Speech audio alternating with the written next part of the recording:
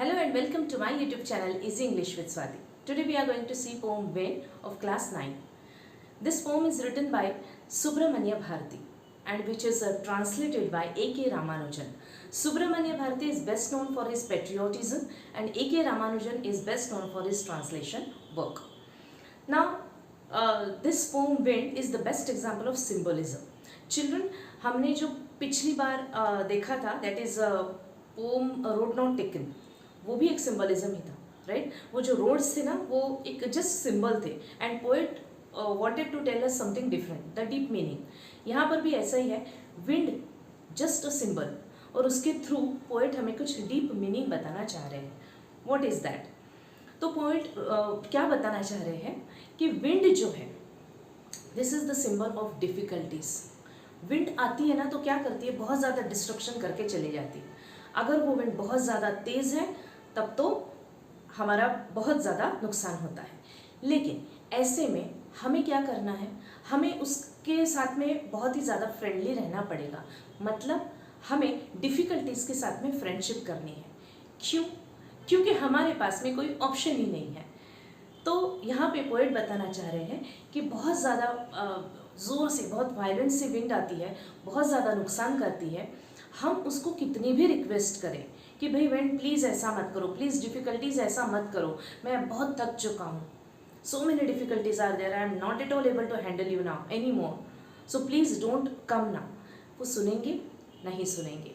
तो फिर हमें क्या करना पड़ेगा, हमें खुद को इतना ज़्यादा स्ट्रॉन्ग बनाना पड़ेगा, इतना ज़्यादा स्टेडफास्ट हमारे हार्ट्स बनाने पड़ेंगे कि कितनी भी ज़्यादा डिफ़िकल्टीज़ आए हमें डट के रहना है। ठीक है, ये एक थीम है जो कि पोएट हमें बताना चाह रहे हैं through this poem wind. Now let us see using this points. यहाँ पे पोएट रिक्वेस्ट करते हैं, पोएट्स रिक्वेस्ट। अब क्या रिक्वेस्ट करते हैं? वो बोलते हैं कि please don't break the shutters of the windows, please don't break the shutters of the windows. Shutters means जो विंडो पेन्स है ना, उनको प्लीज़ ब्रेक मत करो। डोंट स्कैटर द पेजेस, वो जो पेजेस मैंने रखे हैं ना यहाँ पे, उनको स्कैटर मत करो। Please don't throw my books down on the shelf, जो मैंने शेल्फ में जो बुक्स रखे हैं उनको नीचे मत गिराओ। लेकिन विंड सुनती है? नहीं, विंड डजंट लिसन। वो तो आती ही है, उसको जो करना है वो करती ही है। तो पोएट क्या बोलते हैं, देखो मैंने तुम्हें बोला था कि ऐसा मत करो, लेकिन तुम फिर से आ गए, फिर से तुमने डिस्ट्रक्शन शुरू कर दिया। तुमने इवन जो पेजेस है मेरे बुक्स के वो तक फाड़ना शुरू किया है। तुम रेन भी लेके आए हो अपने साथ में और तुम्हें बड़ा मज़ा आता है वीकलिंग्स को देखकर हंसना। पोकिंग फन मतलब to mock, to jeer, to scoff, है ना? हम लोगों का जो मजाक उड़ाते हैं उसको बोलते हैं ये सब, टू मॉक, टू जियर, टू स्कॉफ और पोकिंग फन। तो ये सब विंड को बोल रहे हैं कि विंड तुम्हें बड़ा मज़ा आता है ना वीकलिंग्स को देख के हंसना। मतलब जो वीक लोग हैं वो तुमसे बहुत डरते हैं और तुम्हें उनको देख के बड़ा मज़ा आता है। तो ये सब पोएट उससे बोल रहे हैं, लेकिन विंड कुछ भी नहीं सुनती।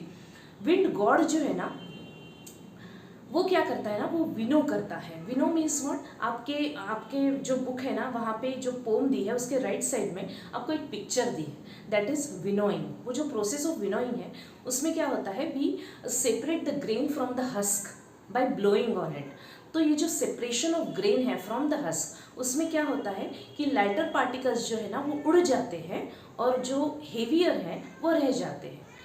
मतलब वीक माइंड्स जो है वो डिस्ट्रॉय होंगे और जो हेवियर है वो रह जाएंगे। मीन्स जो स्ट्रॉन्ग है वो सरवाइव कर पाएंगे। तो ये काम है विंड गॉड का। तो ये काम विंड गॉड तो अपना काम करता है। अब हमारा काम क्या है, हम क्या सोल्यूशन निकाल पाते हैं इसमें से, that to make ourselves that strong.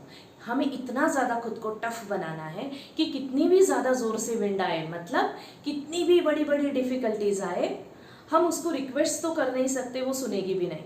तो हमें क्या करना पड़ेगा, खुद के माइंड को, खुद के बॉडी को इतना स्ट्रॉन्ग करना पड़ेगा कि हम उसके साथ में फ्रेंडशिप कर पाए। Now what is it? Friendship wind के साथ में मीन्स डिफ़िकल्टीज़ के साथ में। डिफ़िकल्टीज़ तो किसी को भी अच्छी नहीं लगती, राइट?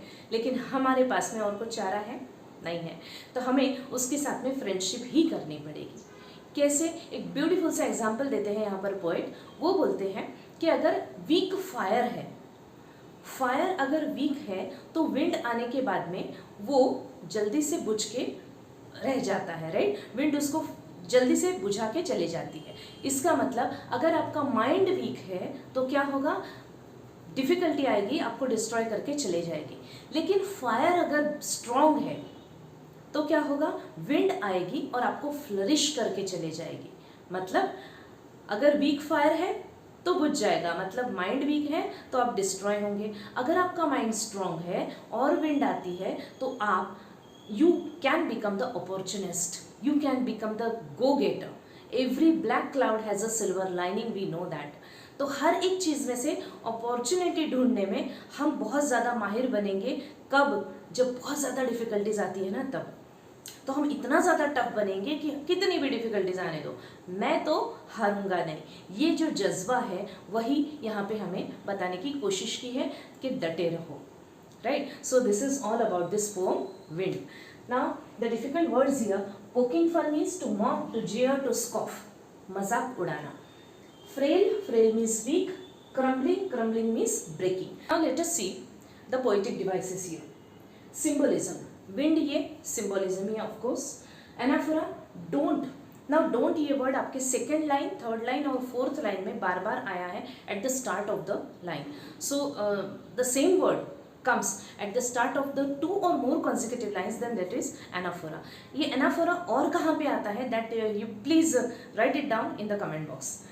फिर बाद में हमें दिखता है repetition. Crumbling ये word repeat हुआ है. When the word is getting repeated again and again, then that is repetition. Alliteration, wind god winnows, ये sound repeat हो रहा है W का, okay, so that is that is alliteration. So these are some of the poetic devices. अब इसके ऊपर questions क्या आ सकते हैं, तो क्वेश्चन एक ये है कि summarise the poem. So you need to write down all about this poem, कि विंड को किस तरह से सिंबल दिया है और पोएट क्या बताना चाह रहे हैं, everything you need to write down. Then another question can be, life is full of hardships, explain regarding this poem in the context of this poem, ऐसा भी आ सकता है। तो यहाँ पे हमें लिखना है कि लाइफ किस तरह से full of hardships, life is not a cake walk, life is not bed of roses. Children start using such phrases and write down your own views regarding life, कि लाइफ किस तरह से बहुत ज़्यादा स्ट्रगल्स होते हैं। लाइफ मतलब क्या है, it is full of struggles, full of hardships. हमें बहुत ज़्यादा प्रॉब्लम्स आएंगे, है ना, बहुत ज़्यादा हिंड्रेंस आएंगे हमारे वेज में, लेकिन हमें डट के रहना है। जैसे पोएट ने बोला है कि हमें विंड के साथ में, मतलब डिफ़िकल्टीज़ के साथ में फ्रेंडशिप करनी है। इट मीन्स व्हाट, हमें उसके साथ में अगर हम फ्रेंडशिप नहीं करते हैं, obviously there is no other option, right. तो हमें उसके साथ में फ्रेंडशिप करना है। मतलब क्या, हमें बोलना है कि भाई जितनी भी डिफ़िकल्टीज आती हैं आने दो, हम तो यहाँ पे खड़े हैं तुम्हें फेस करने के लिए। जितनी ज़्यादा डिफ़िकल्टीज आएंगी उतने ज़्यादा हम टफ बनेंगे, उतने ज़्यादा हम अपॉर्चुनिस्ट बनेंगे। Every black cloud has a silver lining, तो हम उतने ज़्यादा अपॉर्चुनिस्ट बनेंगे, गो गेटर बनेंगे, और हर एक एडवर्सिटी में, हर एक प्रॉब्लम में हमें अपॉर्चुनिटी ही दिखेगी। So this is what the views you can write. So please write it down if you have any doubt, and yes, please do like and share my video and subscribe my channel. Thank you so much.